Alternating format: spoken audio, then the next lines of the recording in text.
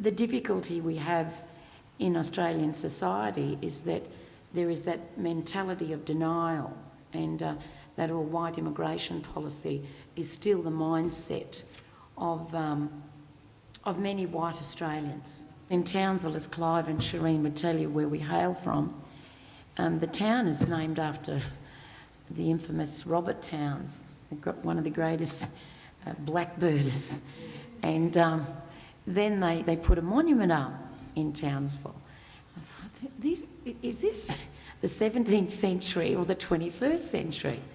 And then we have a university named after Captain James Cook and a very large black population there. If we got rid of racism, we'd start to be able to heal. This is the only country in the world that is denying the rights of First Nations Australians as well as our South Sea Islander people.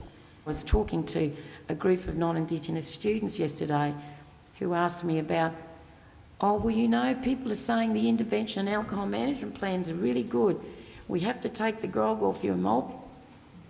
I just thought, are these going to be our leaders of tomorrow? Talking to me, this old girl like this? I said, well, there's been a massive increase. Prohibition of alcohol and drugs has never worked anywhere in the world. My people are suffering diseases that third world countries have eradicated. We have an infant mortality rate that used to be 6 times higher than white Australians. Now it's 3 times higher. Adults are dying 20 years before white Australians, and we're 2.5% of the national population. And we have a wealthy country that is pressing through legislation, interventions and alcohol management plans, and not wanting to give reparation to the issue of slavery. And I said, it's like we've just woken up in the 17th century and we're fighting for what is basically our rights. It's not about money, it's about recognition of the horrendous genocide and slavery that has gone on in this country for 230 years, but 150 against our South Pacific Islander countrymen. You could shoot our people, you know, whether they were South Sea Islander or Aboriginal or Torres Strait Islander, line our live little babies up and kick their heads off and cut the ears off of our adults, cut the penises off our men. And today, they actually still have that all-white immigration mentality that all of our black men are violent pedophiles. But if we combated racism, things would start to flow into place. No other colonised country in the world is tolerating what South Sea Islander people are tolerating, what Aboriginal Australians, the First Nation countrymen and Torres Strait Islanders are tolerating.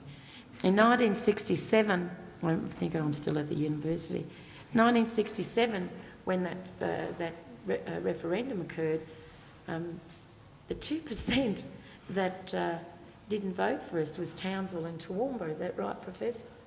Because Queensland was built on black slavery.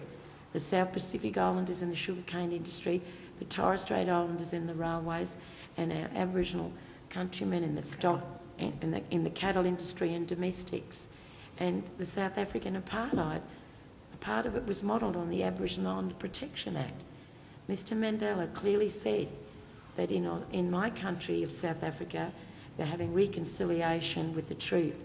In Australia, they're trying to have reconciliation without the truth. The true history of this country has to be made compulsory from kindergarten right through. And I believe we're going to change the face of racism in this country, and all of us can live together in harmony. Watamuli, and God bless you all. Thank you. Let me reflect on the importance of all of the voices that we've heard here tonight. Auntie Bonita Marbo's acknowledgement of country reminds us here on Gadigal country that for thousands of years, for millennia, Aboriginal people, Torres Strait Islanders and South Sea Islanders have had that openness, the coming and going, the intermarrying, the trading. That happened long before blackbirding arrived on this continent. And in the openness, there was acceptance. This is the story of the world's longest unbroken multicultural success story. There is a name for what happened to South Sea Islanders. It was exploitation. It was racist. It was aimed at people of colour. They were taken from their homes with no understanding of what this indentured labour contract involved. Those young men, most of them, did not see their families again. The 15,000 or so who died because they were given no warning about the disease they would encounter had no rights. And those who were put to work to build the sugar plantations were enslaved to an economic system. We don't have to be nice about choosing the right words, we only have to face the truth, because recognising the story of South Sea Islanders, there is in that truth a power and a beauty. It helps us work out what we are responsible for now. Why, of those few thousand that were not deported under the racism of the White Australia policy, we have the legacy in all of those tens of thousands of South Sea Islander families who have intermarried with a whole lot of other different people here. Mainly Aboriginal people, but lots of others. The coming and the going, the marrying, the having of babies. But that shared history is what we have to come to grips with. Then we will see that our multiculturalism that goes way back through thousands of years is our strength. And there's a great beauty in that.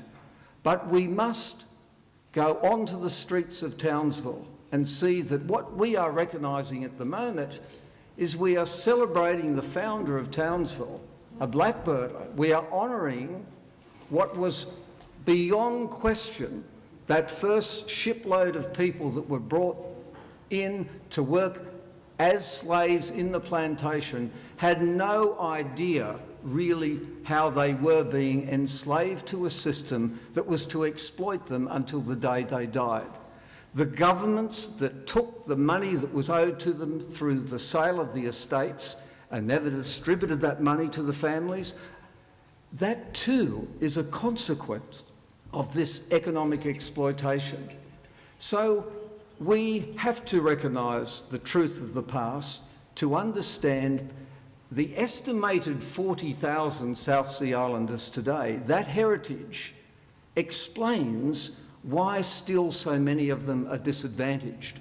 Unless we recognise the truth of our history, we won't know how to listen, we won't know how together to work on the healing, we will not even know who we are or how we got here.